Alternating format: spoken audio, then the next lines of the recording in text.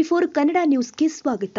ಬೆಳಗಾವಿಯ ಚಿಕ್ಕೋಡಿಯಲ್ಲಿ ಫೆಬ್ರವರಿ 28ರಂದು ಕೆಎಲ್ಇಯ ನೂತನ ಸಿಬಿಎಸ್ಇ ಆಂಗ್ಲ ಮಾಧ್ಯಮ ಶಾಲೆ ಉದ್ಘಾಟನೆ ನಡೆಯಲಿದ್ದು, ಕೇಂದ್ರ ವಿದೇಶಾಂಗ ಸಚಿವ ಡಾಕ್ಟರ್ ಎಸ್ ಜೈಶಂಕರ್ ಲೋಕಾರ್ಪಣೆಗೊಳಿಸಲಿದ್ದಾರೆ ಎಂದು ಕೆಎಲ್ಇ ಕಾರ್ಯಾಧ್ಯಕ್ಷ ಡಾಕ್ಟರ್ ಪ್ರಭಾಕರ್ ಕೋರೆ ಹೇಳಿದ್ದಾರೆ. ನಗರದಲ್ಲಿ ಸೋಮವಾರ ಸುದ್ದಿಗೋಷ್ಠಿಯಲ್ಲಿ ಮಾತನಾಡಿದ ಅವರು, ಫೆಬ್ರವರಿ 28ರಂದು ಮುಂಜಾನೆ 10:30 ಗಂಟೆಗೆ ಉದ್ಘಾಟನೆಗೊಳ್ತಾ ಇದೆ. ಕೇಂದ್ರ ವಿದೇಶಾಂಗ ಸಚಿವ ಡಾಕ್ಟರ್ ಎಸ್ ಜೈಶಂಕರ್ ಉದ್ಘಾಟನೆ ಮಾಡಲಿದ್ದಾರೆ. ಮುಖ್ಯ ಅತಿಥಿಗಳಾಗಿ ಕೇಂದ್ರ ಸಂಸದೀಯ ವ್ಯವಹಾರಗಳು, ಕಲ್ಲಿದ್ದಲು ಮತ್ತು ಗಣಿ ಸಚಿವ ಪ್ರಹ್ಲಾದ್ ಜೋಶಿ ಆಗಮಿಸಲಿದ್ದಾರೆ. ಕರ್ನಾಟಕ ಸರ್ಕಾರದ ದೆಹಲಿ 2ನೇ ಪ್ರತಿನಿಧಿ ಪ್ರಕಾಶ್ ಹುಕ್ಕೇರಿ, ಶಾಸಕ ಗಣೇಶ್ ಹುಕ್ಕೇರಿ, ಲೋಕಸಭಾ ಸದಸ್ಯ ಅಣ್ಣಾ ಸಾಹೇಬ್ ಜೊಲ್ಲೆ, ಚಿಕ್ಕೋಡಿ ಪುರಸಭೆಯ ಮಾಜಿ ಅಧ್ಯಕ್ಷ ಪ್ರವೀಣ್ ಕಾಂಬ್ಳೆ ಆಗಮಿಸಲಿದ್ದಾರೆ. ಸಮಾರಂಭದ ಅಧ್ಯಕ್ಷತೆಯನ್ನ ಕೆಎಲ್ಇ ಸಂಸ್ಥೆಯ ಅಧ್ಯಕ್ಷ ಮಹಾಂತೇಶ ಕೌಚರಿಗಿ ವಹಿಸಲಿದ್ದಾರೆ. ಕರ್ನಾಟಕ, ಮಹಾರಾಷ್ಟ್ರ ಮೊದಲುಗೊಂಡು 15 ಸಿಬಿಎಸ್ಇ ಶಾಲೆಯನ್ನ 7 ರಾಜ್ಯ ಪಠ್ಯಕ್ರಮದ ಆಂಗ್ಲ ಮಾಧ್ಯಮ ಶಾಲೆಯನ್ನ ಕೆಎಲ್ಇ ಸಂಸ್ಥೆಯು ಮುನ್ನಡೆಸ್ತಾ ಇದೆ. ಈ ಶಾಲೆಯಲ್ಲಿ ಒಟ್ಟು 21,000ಕ್ಕೂ ಅಧಿಕ ವಿದ್ಯಾರ್ಥಿಗಳು ಶಾಲಾ ಶಿಕ್ಷಣವನ್ನ ಪಡೆಯುತ್ತಿದ್ದಾರೆ. ಅಂತೆಯೇ ಚಿಕ್ಕೋಡಿಯ ಕೆಎಲ್ಇ ಸ್ಕೂಲ್ 2020ರಲ್ಲಿ ಪ್ರಾರಂಭಗೊಂಡಿತು. 5 ಎಕರೆ ನಿವೇಶನದಲ್ಲಿ 1,05,000 ಚದುರ ಅಡಿ ವಿಸ್ತೀರ್ಣದಲ್ಲಿ ಪ್ರಸ್ತುತ ಭವ್ಯವಾದ ಶಾಲೆಯ ಕಟ್ಟಡವನ್ನ 17 ಕೋಟಿ ರೂಪಾಯಿ ವೆಚ್ಚದಲ್ಲಿ ನಿರ್ಮಿಸಲಾಗಿದೆ. ಅತ್ಯಂತ ವೈವಿಧ್ಯಪೂರ್ಣವಾಗಿರುವಂತಹ ಈ ಶಾಲಾ ಕಟ್ಟಡದಲ್ಲಿ ವಿಶೇಷವಾದ ಹೈಟೆಕ್ ವರ್ಗ ಕೋಣೆಗಳಿವೆ. ಅತ್ಯಾಧುನಿಕವಾದ ವಿಜ್ಞಾನ, ಕಂಪ್ಯೂಟರ್ ಪ್ರಯೋಗಾಲಯಗಳನ್ನ, ಗ್ರಂಥಾಲಯ, ಕ್ರೀಡಾ ವಿಭಾಗ, ಸಂಗೀತ ತರಬೇತಿ ಹಾಗೂ ಭವ್ಯವಾದ ಉದ್ಯಾನವನ ಹೊಂದಿದೆ. ಸುತ್ತಮುತ್ತಲಿನ ಗ್ರಾಮೀಣ ಭಾಗದ ವಿದ್ಯಾರ್ಥಿಗಳಿಗಾಗಿ ಬಸ್ನ ಸೌಲಭ್ಯವನ್ನು ಒದಗಿಸಲಾಗಿದೆ.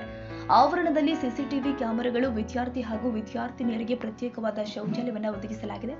ಪ್ರಸ್ತುತ ಶಾಲೆಯಲ್ಲಿ ನರ್ಸರಿಯಿಂದ 8ನೇ ತರಗತಿಯವರೆಗೆ 400ಕ್ಕೂ ಅಧಿಕ ವಿದ್ಯಾರ್ಥಿಗಳು ವ್ಯಾಸಂಗ ಮಾಡ್ತಾ ಇದ್ದು, 50ಕ್ಕೂ ಅಧಿಕ ಸಿಬ್ಬಂದಿ ಕಾರ್ಯನಿರ್ವಹಿಸ್ತಾ ಇದ್ದಾರೆ ಎಂದರು.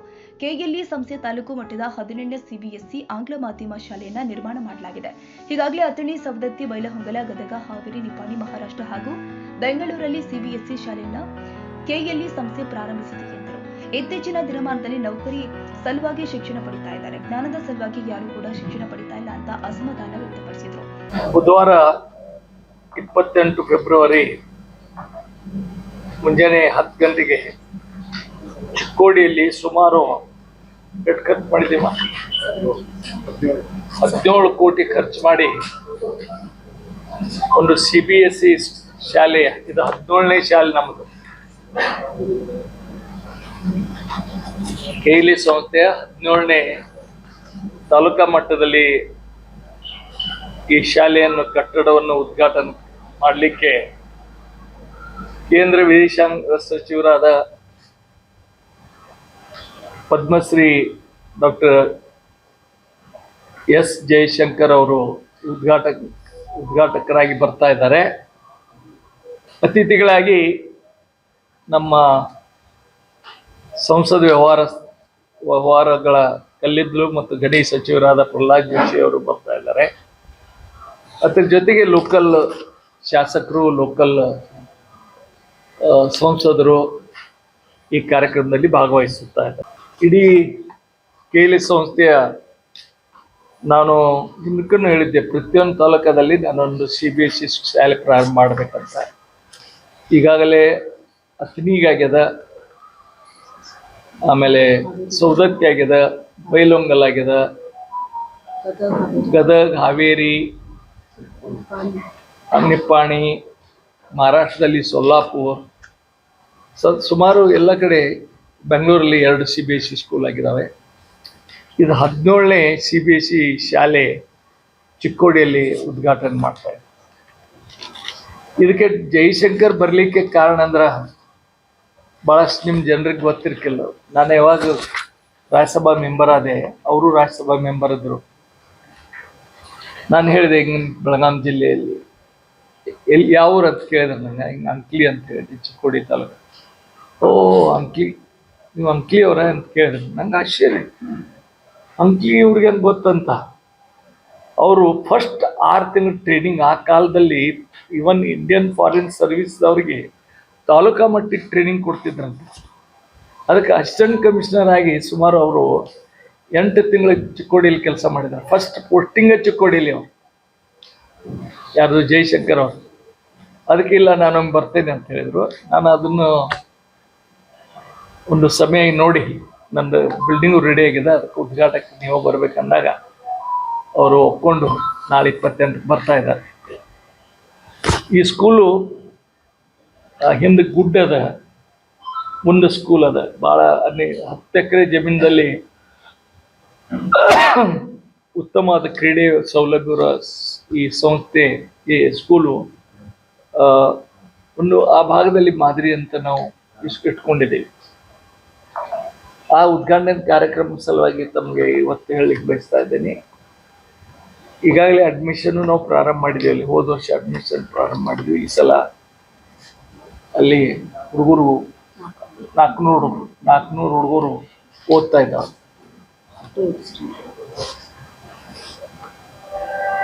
ಮತ್ತೇನು ಹೇಳ್ರಿ, ಮತ್ತೇನು ಕೇಳೋದು? ಇಲ್ಲ, ಹಾಸ್ಟೆಲ್ ನಾವು ರೆಸಿಡೆನ್ಷಿಯಲ್ ಸ್ಕೂಲ್ ಎಲ್ಲಿ ಮಾಡಲ್ಲ. ಡೇ ಸ್ಕೂಲ್ ಅಂದ್ರೆ ಒಮ್ಮೊಮ್ಮೆ ಈಗ ಭಾಳ ದೂರಿಂದ ವಿದ್ಯಾರ್ಥಿಗಳು ಬರ್ತಿದ್ರು ಹೋಗ್ತಿದ್ರಂದ್ರೆ ಅವ್ರಿಗೆಲ್ಲ ಕ್ಯಾಂಟೀನ್, ಊಟದ ವ್ಯವಸ್ಥೆ ಅದನ್ನು ನಾವು ಮಾಡ್ತೇವೆ.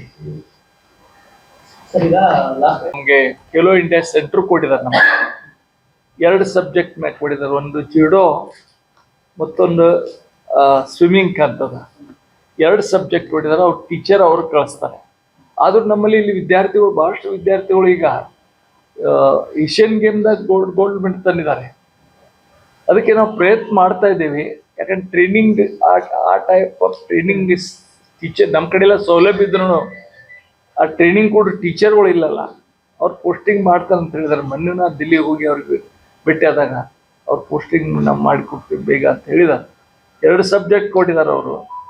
ಇದಾದ್ಮೇಲೆ ಆಮೇಲೆ ನಾನು ಕೇಳಿದ್ದಾರೆ, ಪರ್ಟಿಕ್ಯುಲರ್ ಕಬಡ್ಡಿ ಕೊಡ್ರಿ, ನಮ್ಮ ಭಾಗದಲ್ಲಿ ಕಬಡ್ಡಿ ಹುಡುಗರು, ಹಳ್ಳಿ ಹುಡುಗರು ಭಾಳ ಚಲೋ ಮಾಡ್ತಾರಂತ, ಅದನ್ನು ನಾವು ಅವ್ರು ಕನ್ಸಿಡರ್ ಮಾಡ್ತೇವೆ ಅಂತ ಹೇಳಿದ್ದಾರೆ.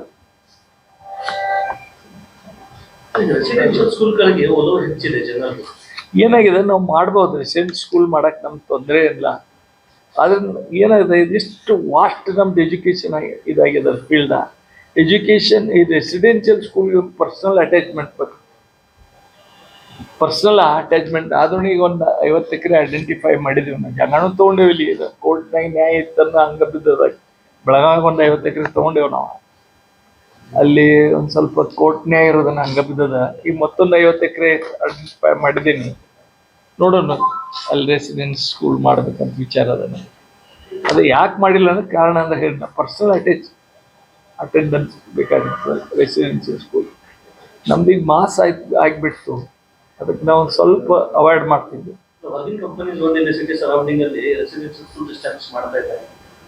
ನೋಡ್ರಿ, ಜಗತ್ತು ಸ್ಮಾಲ್ ಆದ್ಮ್ಯಾಗ ನಂಗೆ ಇಂಗ್ಲೆಂಡ್, ಈಗ ಬೆಂಗಳೂರಾಗ ಎಷ್ಟು 2-3 ಇಂಗ್ಲೆಂಡ್ದವ್ರ ಸ್ಕೂಲ್ ತೆಗೆದ್ರಿ.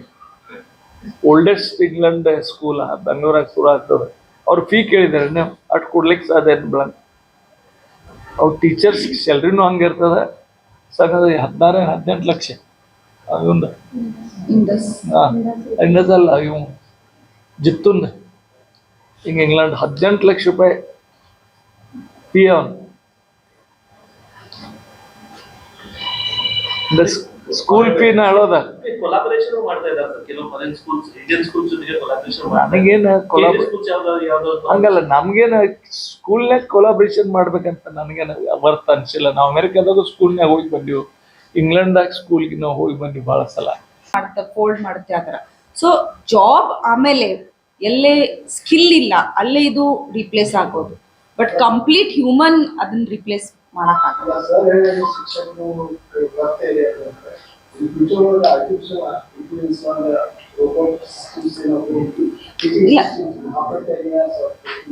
ರೋಬೋಟ್ ಟೀಚ್ ಮಾಡ್ಬೋದು, ಆದ್ರೆ ಸ್ಟೂಡೆಂಟ್ ಎಷ್ಟು ಕಲಿತಾ ಇದ್ದಾರೆ ಅದು ರೋಬೋಟ್ ಜಡ್ಜ್ ಮಾಡಕ್ಕೆ ಇನ್ನೂ ಅವ್ರು ಅಷ್ಟು ಫಾರ್ವರ್ಡ್ ಆಗಿ ಅದನ್ನು ಡೆವಲಪ್ ಮಾಡಿಲ್ಲ. ಒಂದು ಕ್ಲಾಸ್ ರೂಮಲ್ಲಿ CBSE ನಾರ್ಮ್ಸ್ನಲ್ಲಿ 3 ಟೈಪ್ ಆಫ್ ಸ್ಟೂಡೆಂಟ್ಸ್ ಇರ್ತಾರೆ: average, below average, above average. So ಅದು ಐಡೆಂಟಿಫೈ ಮಾಡಿ ಟೀಚರೇ ಅದನ್ನೆಲ್ಲ ಮಾಡ್ಕೋಬೇಕು. ಅದು ಆರ್ಟಿಫಿಷಿಯಲ್ ಇಂಟೆಲಿಜೆನ್ಸ್ ಇನ್ನೂ ಆದರೆ ಅದು ಅವ್ರಿಗೆ ಮಾಡೋಕ್ಕೆ ಸಾಧ್ಯ ಇಲ್ಲ. ಸೊ ವಿ ಡೋಂಟ್ ನೋ, ಅದನ್ನ ಟೈಮ್ ಹೇಳುತ್ತೆ. ಈಗಂತೂ ಅದು ಇಲ್ಲ ಪಾಸಿಬಿಲಿಟಿ. ಆದರೆ ಇಮೋಷ್ನಲ್ ಏನಿದೆ, ಇಮೋಷ್ನಲ್ ಕ್ವಶನ್ ಈಗ ಎಲ್ಲರೂ ಬರೀ ಇಂಟೆಲಿಜೆನ್ಸ್ ಅಷ್ಟೇ ಮಾಡ್ತಾ ಇರ್ತಿಲ್ಲ, 2 ಮಾತಾಡ್ತಾರೆ: IQ ಮತ್ತು EQ ಏನಿದೆ, ಇಮೋಷ್ನಲ್ ಕ್ವಶಂಟ್ ಏನಿದೆ, ಅದು ಇನ್ನು ರೋಬೋಟಿಗೆ ಐಡೆಂಟಿಫೈ ಟಚ್ ಮಾಡೋಕ್ಕೆ ಸಾಧ್ಯ ಆಗಿಲ್ಲ. ಮತ್ತು ಮೇನ್ ಸ್ಕೂಲ್ ಹುಡುಗರಲ್ಲಿ ಇದು EQ ತುಂಬ ಮಹತ್ವದಿದೆ. ಯಾಕಂದ್ರೆ ಏನ್ ಮಕ್ಕಳು ತಂದೆ ತಾಯಿಗೆ ಹೇಳೋದಿಲ್ಲ ಅದಷ್ಟು ಟೀಚರಿಗೆ ಹೇಳ್ತಾರೆ, ಅಷ್ಟೊಂದು ಅವ್ರದ್ದು ಇದಿರುತ್ತೆ ಟೀಚರ್ ಜೊತೆಗೆ. ಸೊ ಅದು ರೀಪ್ಲೇಸ್ ಮಾಡೋಕ್ಕೆ ಐ ಥಿಂಕ್ ನನ್ಗನ್ಸುತ್ತೆ very difficult and almost impossible. ಈಗ ಏನಾಗ್ತಿತ್ತು ಅಂದ್ರೆ ಈಗ ಅಸೈನ್ಮೆಂಟ್ಸ್ ಕೊಡ್ತಾ ಇದ್ವಿ ಸ್ಕೂಲ್ದಲ್ಲಿ, ಸ್ಟೂಡೆಂಟ್ಸ್ ತಾವಾಗಿ ವರ್ಕ್ ಮಾಡಿ ಮಾಡ್ತಾ ಇದ್ರು. ಈಗ ಚಾಟ್ ಜಿಪಿಟಿ ಯೂಸ್ ಮಾಡಿ ಮಾಡ್ತಾ ಇದ್ದಾರೆ. ಸರ್ ಮಾಡಿದ್ರೆ ಸರ್ ಮನೇಲಿ ಇವೆಂಚುಲಿ ಪೇಪರ್ನಲ್ಲಿ ಬರಿಬೇಕಾದ್ರೆ ಚಾಟ್ ಜಿಪಿಟಿ ಬರೋದಿಲ್ಲ, ಯಾಕಂದ್ರೆ ನಮ್ಮ ಮೊಬೈಲ್ ಡಿವೈಸ್ ನಾವು ಎಕ್ಸಾಮಲ್ಲಿ ಅಲೌ ಮಾಡೋದಿಲ್ಲ. ಸೊ ಮೇ ಬಿ ಹೋಮ್ ಅಸೈನ್ಮೆಂಟ್ನಲ್ಲಿ ಸ್ವಲ್ಪ ಹೆಲ್ಪ್ ತಗೋಬಹುದು, ಆದರೆ ಆ್ಯಕ್ಚುಲ್ ಏನು ನಾವು ಇಂಟರ್ನಲ್ ಅಸೆಸ್ಮೆಂಟ್ಸ್ ಮಾಡ್ತೀವಿ ಅದರಲ್ಲಿ ಅವರೇ ಪರ್ಫಾರ್ಮ್ ಮಾಡಬೇಕು. ಅದವ್ರಿಗೆ ಅಷ್ಟು ನಾಲೆಜ್ ಇದ್ರೇ ಅವ್ರು ಅದು ಬರೆಯೋಕ್ಕಾಗುತ್ತೆ.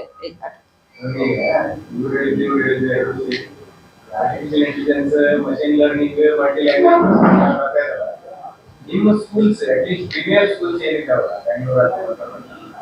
ಆ ಸ್ಕೂಲ್ ಹುಡುಗರನ್ನ ಅಡಾಪ್ಟ್ ಮಾಡೋಂತ ಏನಾದ್ರು ನಿಮ್ಮ ಕರಿಕ್ಯುಲಮ್ ಚೇಂಜಸ್ ಆಲ್ರೆಡಿ ಮಾಡಿದ್ದೀವಿ, ಆಲ್ರೆಡಿ ಸೊ ಈಗ CBSE ಐಡೆಂಟಿಫೈ ಮಾಡಿದೆ ಒಂದು few companies who are eligible for training in artificial intelligence. It is also our teachers are trained, but ಅದು ಒಂದು ಪ್ಯಾಕೇಜ್ ಇರುತ್ತೆ. So it comes with a software and a hardware. So we are right now Tide up with Tata. So Tata ಜೊತೆ ನಮ್ದು artificial intelligence ಈ 23-24 start ಮಾಡಿದ್ದೀವಿ ನಾವು. So ಇದು first year complete ಆಗಿದೆ. ಸೊ ಈ ವರ್ಷ ಸ್ವಲ್ಪ ಡಿಫಿಕಲ್ಟ್ ಇತ್ತು, ಯಾಕಂದರೆ 9th ಸ್ಟ್ಯಾಂಡರ್ಡ್ ಸ್ಟೂಡೆಂಟ್ಸ್ಗೆ ಡೈರೆಕ್ಟ್ ಟೀಚ್ ಮಾಡಬೇಕಾದ್ರೆ ಅದು ಸ್ವಲ್ಪ ಪ್ರಾಬ್ಲಮ್ ಆಗಿದೆ. But if U C 6-7 standard students 9th 10th ಬರುವಟ I think they'll be ready for the AI understanding. ಈಗ ನಾವು ಸ್ಟಾರ್ಟ್ ಮಾಡಿದ್ದು 9-10 ಸ್ಟಾರ್ಟ್ ಮಾಡಿವಿ, but we will eventually go backs. So CBSE ಏನು ಹೇಳ್ತದೆ, ನೀವು 2 ಪೇಪರ್ ಬರೀರಿ. ಸಪೋಸ್ ಒಂದು ಸ್ಟೂಡೆಂಟ್ ಮ್ಯಾಥ್ಸ್ ಅಥವಾ ಸೈನ್ಸಲ್ಲಿ ವೀಕ್ ಇದೆ, ಅದು ಬರೀರಿ. ಮತ್ತು AI ಪೇಪರ್ ಅಥವಾ ಕಂಪ್ಯೂಟರ್ ಸೈನ್ಸ್ ಅಥವಾ ಇನ್ನೂ ಭಾಳ ಆಪ್ಷನ್ಸ್ ಕೊಟ್ಟಿದ್ದಾರೆ, ಅದು ಬರೀರಿ. ಎರಡರಲ್ಲಿ ಯಾವ ಸ್ಕೋರ್ ಚೆನ್ನಾಗಿರುತ್ತೆ ಅದನ್ನು ತಗೊಳ್ತಾರೆ.